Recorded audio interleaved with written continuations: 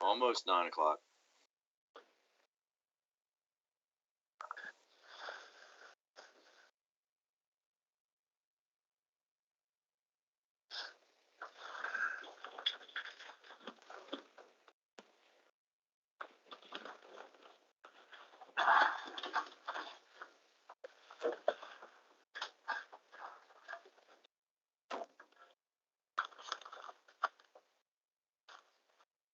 Alrighty, I have 9 o'clock on my computer, so it must be right. Good morning. I am Mario Gangemi, the chair of the MDTA Capital Committee, and will be conducting this morning's meeting. I hereby call the meeting of the Capital Committee to order at 9 a.m. In accordance with the live streaming law, we are conducting this meeting via video conference, which is being live streamed from the MDTA Capital Committee page. As a reminder, all members of the Capital Committee will have their video active during the entirety of the meeting. To minimize background noise during this meeting, I do ask that everyone on the call mute your phones until, of course, you are presenting or answering a question, and then we ask that you have your video and audio on when speaking, and when done, you turn your video and audio back to video off and audio back to mute. There are no members of the public, elected officials, or media that have pre-registered to comment at today's meeting. Therefore, we can move on to agenda item number 1, which is approval of the open session meeting minutes of May 5th, 2002. So moved. Second. Member Cox. Second by Member Gaines. Any discussion? All in favor, say aye. Aye. Aye. All right. That was all of us, so that we can move on to number 2, which is Mr. Wiedemeyer is going to talk to us about the land surplus of the Redcowski. Good morning. My name is John Wiedemeyer. I'm the Rural Service Manager for MDTA. This morning we are seeking the approval from the Capital Committee for surplusing the MDTA-owned parcel containing 66 acres known as the former Rakowski property. It is located at 11,200 Raphael Road, Upper Falls, Baltimore County. Ultimately, MDTA Real Estate Services will seek the approval of MDTA's board at their next scheduled meeting. In 2009, MDTA voluntarily purchased the former Rakowski property. This property was for sale on the open market, and MDTA purchased the property for $1,085,000. The property was purchased with the intention of using some of the property for reforestation mitigation, and then swapping all or part of the property with Baltimore County in exchange for Baltimore County-owned parcel known as former Schmidt property. It is also located on Raphael Road. At this time, MDTA is reforestating part of the former Rakowski property as part of mitigation for the Section 200 ETL construction projects. The Fort Schmidt property is an ideal location for the new MDTA maintenance facility because it is located immediately adjacent to the southbound I-95 lanes at Raphael Road. This location would allow MDTA maintenance vehicles access to I-95 via direct ramps. It is also, in addition, the location of the new maintenance facility at the former Schmidt property will greatly minimize the impact of the MDTA maintenance vehicles and operations on the adjacent community, and minimizes the need to modifications to Raphael Road to allow it to carry maintenance vehicles. MDTA and Baltimore County are currently in discussions concerning the proposed land swap. It is anticipated that MDTA will take ownership of the entire 35-acre former Schmidt property and will swap a portion of the Rakowski property with Baltimore County. MDTA could then choose to dispose of the remaining acres of the former Rakowski property by auction or direct sale on the open market. Any future plans to dispose of the remaining property would be presented to the Capital Committee, the Authority, and the Board of Public Works at a later date. In order to facilitate the land swap process, approvals by the MDTA Board and the Maryland Board of Public Works are required. Since the former Rukowski property was purchased under Section 10305 of the State Finance and Procurement Articles of the MDTA Code of Maryland, and not part of a transportation project, MDTA would be required to attend two separate BPW meetings, one for the approval to surplus the land, and then the second time for the future and at a future BPW meeting to approve the dispositions. Should the authority approve the surplusing, real estate services will then proceed through the MDOT motor clearance process for approval and recommendation to the Board of Public Works. Are there any questions? I have one, Mr. Chairman. Go for it. I have one. Okay. John, let me ask you this. Under the Madam law, Clerk? maybe I'm wrong. Under the law, does not have the property have to go back once it's put on the market, offered back to the previous owner? Put on the market, Not if we surplus it, as part of my understanding, is that we don't have to go back to the previous property owner.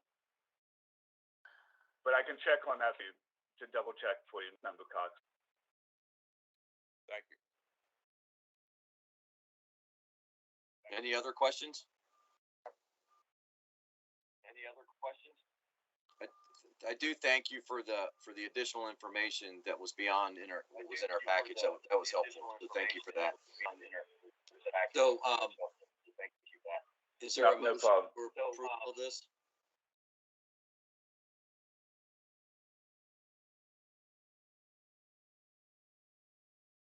Nobody wants to make a motion to approve this? I'll move it. We haven't trouble hearing you. Okay, sorry. Member Cox moved. Was that And I'll second. Member Gaines seconds? Any further discussion? Okay, if you are in favor, say aye. Aye. And that was all of us, so that was unanimous. Thank you very much. Thank you, Mr. Wedemeyer. Appreciate it. And now we have a discussion on the contract modification for CAPS. Contract is Mr. Noonan and Mr. Pines. Maybe it's just Mr. Pines. Yeah, I was looking to see if Jerry is here. I do not see him, so I'll just jump right in and dive into this topic. So, as staff has discussed for the last several months with the members and the MDTA full board in our 3G updates, we have been negotiating with the 3G contractors on modifications due to the impacts of the early transition to all electronic tolling and the impacts of the pandemic-related backlog. Obviously, those negotiations were quite complex and took quite a while. But the next two items that we're discussing are the specific details that have been negotiated with the vendors that we'll kind of walk through here and explain what the existing contract changes will be. And again, because of the overnight change to AAT in March of 2020, these modifications are retroactive, where the schedules were adjusted before those negotiations could be completed for the modifications. And so getting into the first change that's noted, the contract MA 2257, which is the contract with CAPS Trafficcom USA Inc. This is the contract vendor that provides the toll system and services contract, or what we sometimes call the lane side services. This is the vendor that's actually installs the equipment and the readers and everything in the lanes.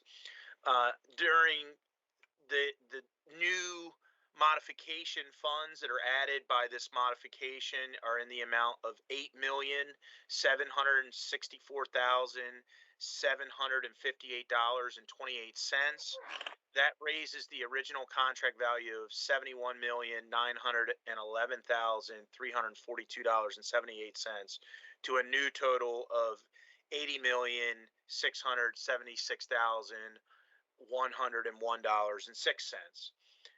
Again, these additional funds are necessary for the continued purchasing and installation of equipment that's required for the AET lane installations.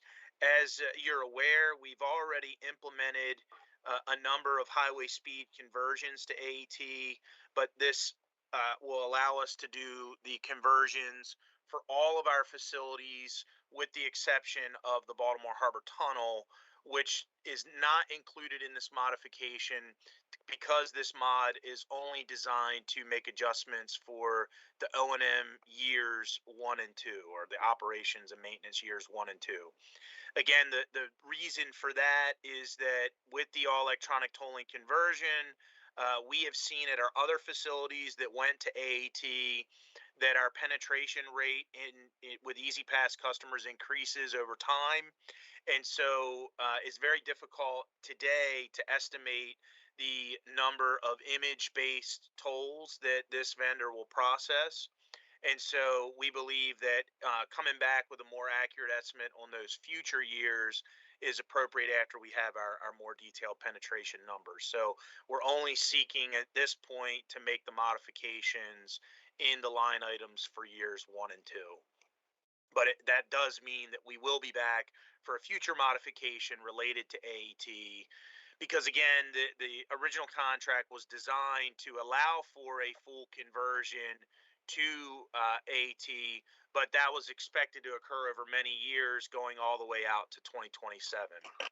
Additionally, as I mentioned earlier in the presentation, the scope of work to allow for the schedule changes and the impacts related to the AET transition, the COVID impacts, and just the delays overall in the schedule, there were changes to the contract where we allowed for the phases to be completed concurrently, where originally we had very strict phase gates, what we call phases 1, 2, and 3 that were sequential. In order to try to recover some of the schedule impacts, we made those phases overlap and allowed for the overlapping. And so there's a number of milestone schedule changes that are included in this modification that are also retroactive. So this will change the overall contract expiration date to February 28th, 2028. So it does add time to the contract, but it's important to note that the time extension and these time changes that I'm referring to are non-compensable.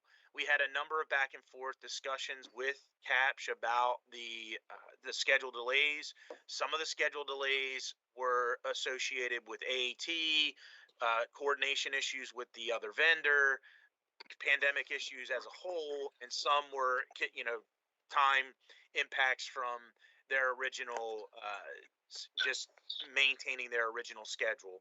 So we agreed to make this a non-compensable time extension where the monetary additions in the contract are really for adjusting line items associated with the AET conversion and with making sure that we have additional funds to process that pandemic backlog and are not compensation for a change due to the time.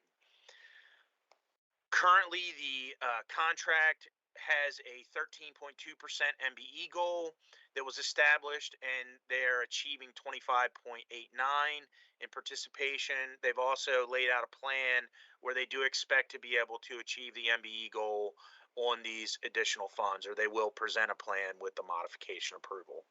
So this first recommendation is to present the modification 1 for contract MA 2257 with CAPSH for the lane side services to the full board for approval at our next scheduled meeting, and I am happy to take any questions that you may have on this. Anybody have any questions? What does this do to our budget? I mean, do we have we made the increases to our budgeting yet? I guess we haven't. This is it'll come after this, right? We did. So the FY 22 and the forthcoming FY 23 budget both have reflected the anticipated changes that come with the change to all electronic tolling. And we've presented to the board in the past about how the pandemic pause in processing notices of toll due did result in revenue transfers from FY21 into FY22 and also FY23. So both the revenue impacts have been adjusted in our forecast, and the operations budget has been reflected in the respective budgets as well. Did overlapping the phasing, that to me seems to me would be a benefit to the contractor. Did they charge for that, or is that?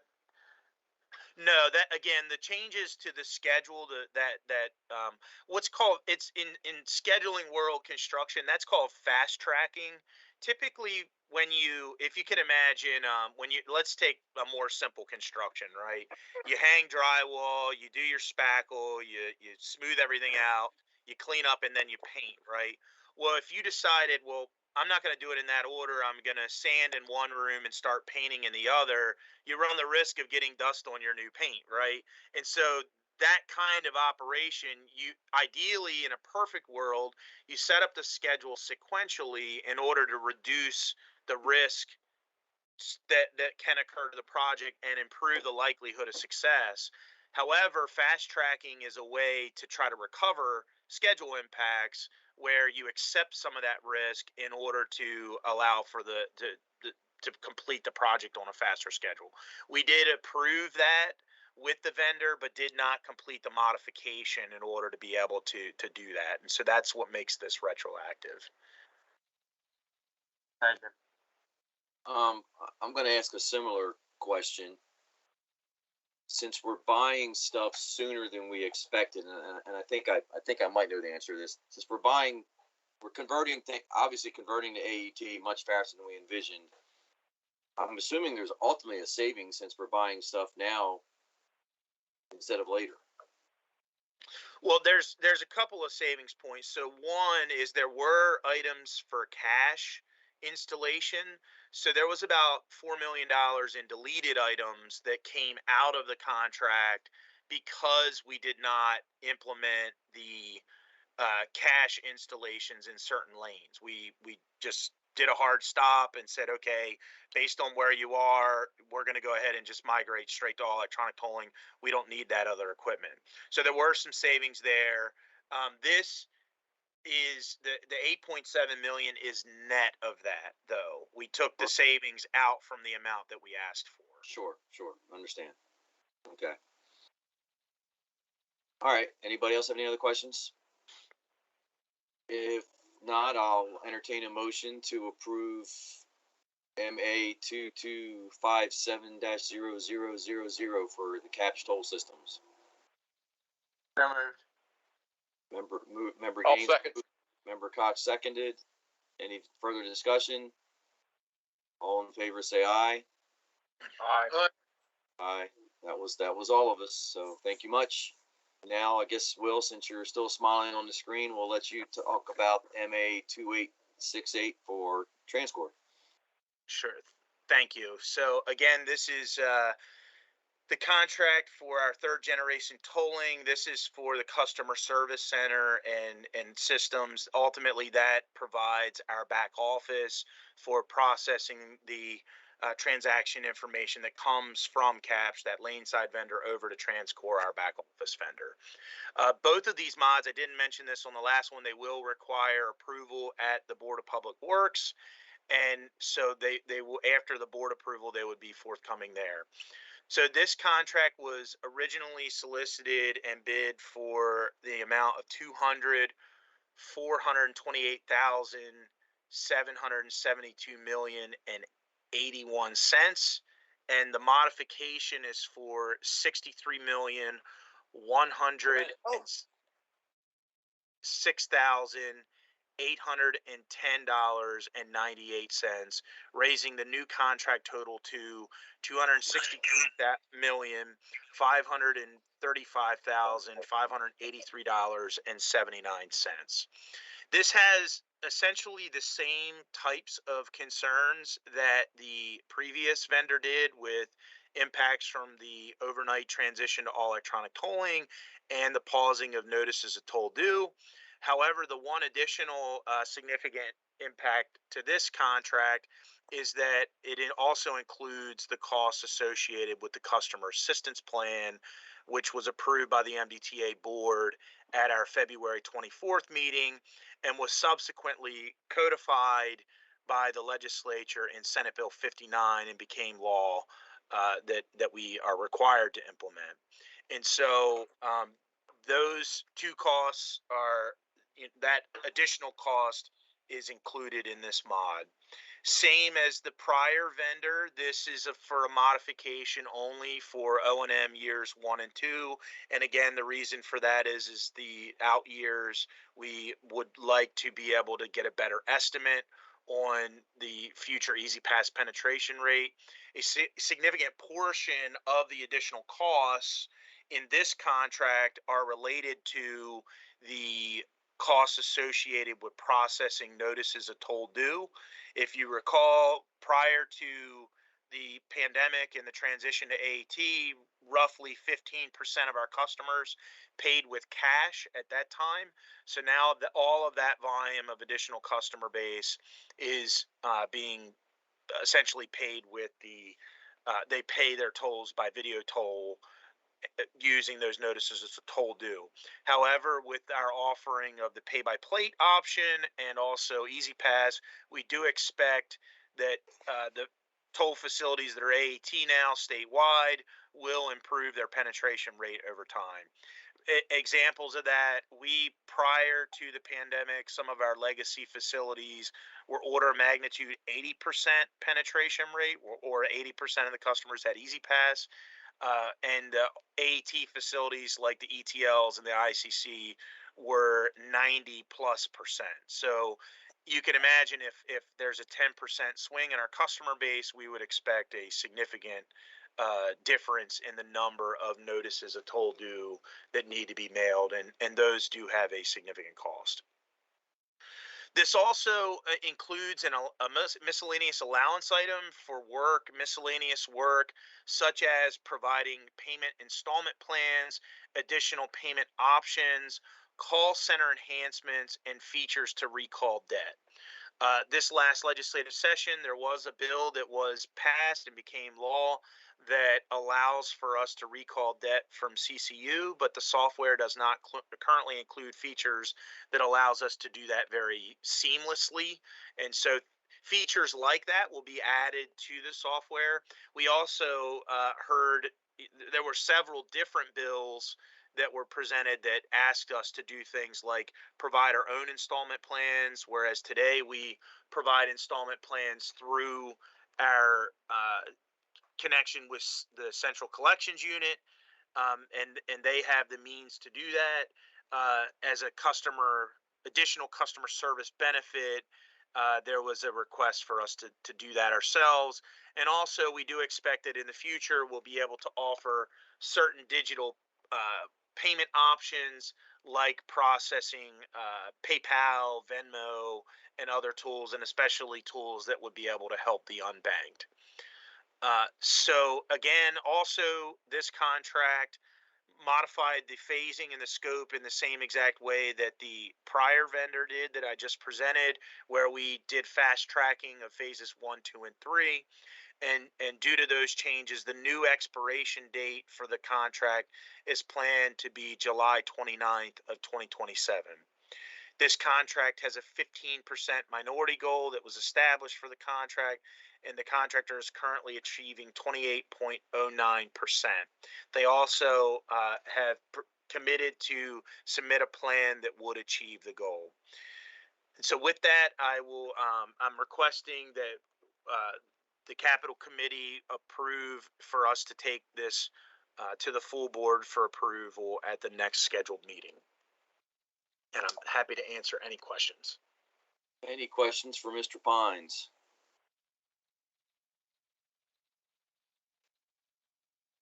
I see none. So do I have a? So moved. So I have a motion by Member Cox. Second.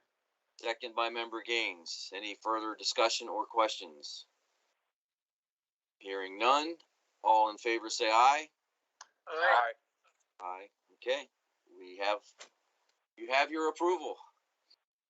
Thank you. All right, now we get to move on to Miss Marriott to talk about the 2023 through 2028 draft consolidated transportation program.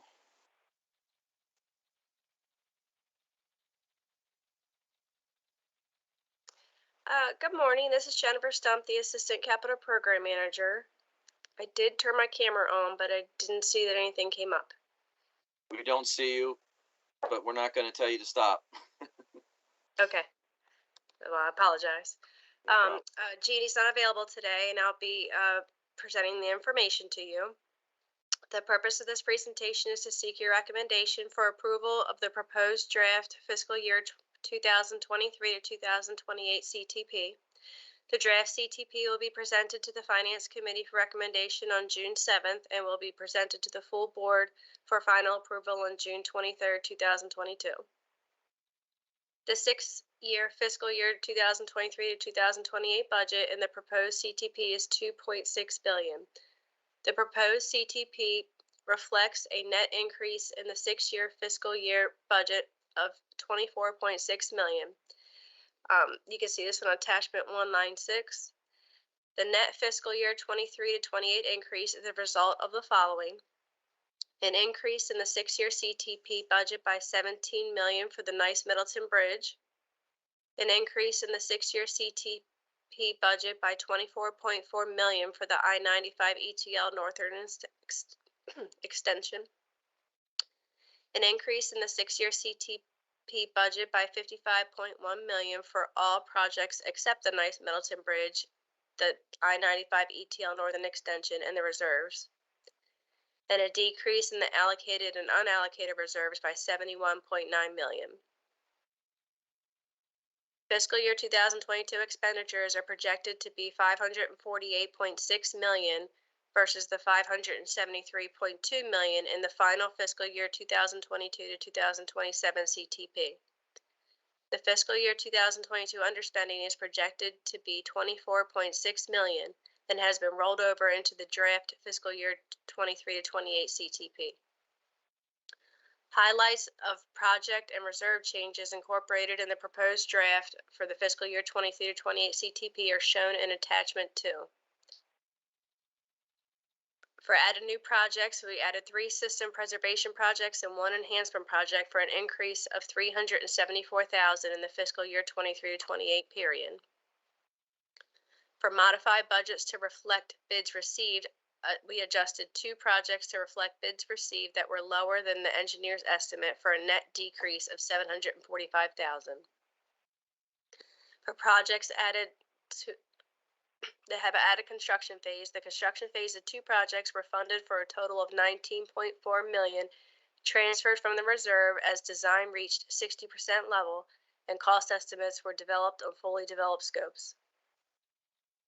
For modified budgets to reflect completed projects, 4 projects were completed with no budget change in the fiscal year 23-28 period.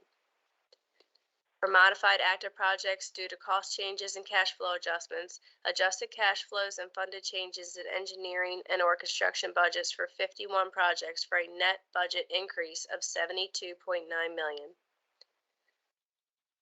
For reserve changes, the allocated reserves decreased by $71.9 million and the unallocated reserves remained the same at $25 million.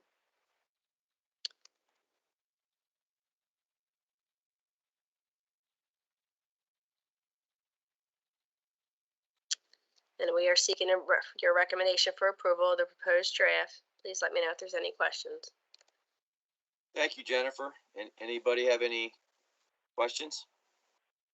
I got a question/suggestion. Go for it. I think we all like the diagrams we have up there and the pie chart and all that. But why wouldn't you say 2.633 billion instead of 2,633 million? That's not a real number, is it? I mean, express it the way it is, billion. And likewise, in all the different areas here, like Nice Bridge, we have 161,629. I mean, why don't we add the 3 zeros there, or at least make it obvious that so all of it is in thousands, which it really doesn't say that. But I guess I figured it out after a while. But we don't look at these numbers every day, so it's nice to have it clearer. Yes, sir, Mayor Gaines. I'll take that information back. Thank you. Anybody else have any other questions? Or wants to make a motion to approve these AT 20, So moved. 23 to 20, all right, so moved by member Gaines, second, I'll second it. seconded by member Cox. Any further discussion or questions?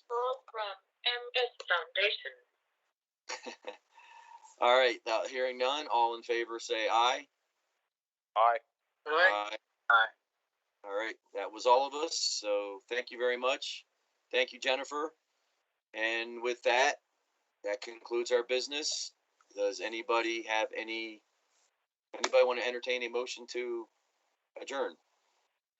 Also moved. All right, member Cox. All right, member Enzer seconded. Member Cox motion, member Enzer second. I'm assuming there's no discussion, so all in favor say aye. Aye. Aye. That was all Good of job, us. So Mr. Chairman. thank you very much. Thank you. Thank Have you, a good, Natalie. We got have a done in good 30 game minutes. today, Lee. Everybody have a See you safe guys. weekend. Thanks, Will. Thank you. Well, Thank you, guys. Bye. Have a great day. I like the Maryland gear too.